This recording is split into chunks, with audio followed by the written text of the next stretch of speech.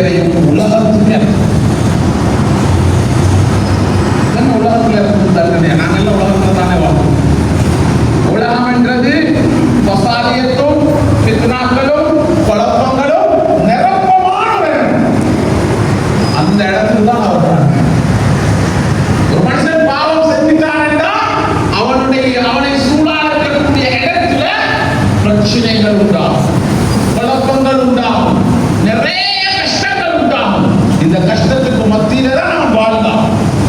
நாடு தண்டனைகள் நம்மளோட சூழால தண்ணி பெருக்கம் இல்லாம போய்த்திரும், நியமத்துகள் கலக்கப்பட்டு போய்த்திரும், குடும்பத்துக்குள்ள நிம்மதி இல்லாத ஒரு வாழ்க்கை உண்டாகும். பித்னாக்கள் பசாதியர் நிறைஞ்ச ஒரு இடத்துல வாழ்வோம்.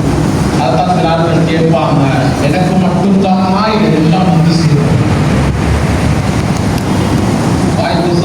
சொல்லுவாங்க, ஏப்பா எங்களையோ யாருக்குமே விலகுது இல்லையா, எல்லா பிரச்சனையும் எங்களுக்கு தானே வரும். எல்லா பிரச்சனையும் வாரத்துக்கு காரணம் எங்கட பாவம். நாங்க சாதாரணமாக செஞ்சுட்டு பேசிக் கொண்டே இருக்கிறோம். அந்த பாவத்தினுடைய விபரீதம், பாவத்தினுடைய அசரா கிட்டத்தட்ட 40 வருஷங்கள் போச்சு. இந்த பித்னாவுடைய கமாண்ட, இந்த பித்னாவுடைய உலகத்துல ஹஜ்ரத் ஆதம் அலைஹிஸ்ஸலாம் அவர்கள் வாழ்ந்து அல்லாஹ்விடத்துல தௌபாவை பெற்றுக் கொண்டிருக்கிறார். நாங்க செய்யக்கூடிய தவறுகள் 40 வருஷம் என்றது ஒரு குறிப்பிட்ட மனிதனோட முடியறதல்ல.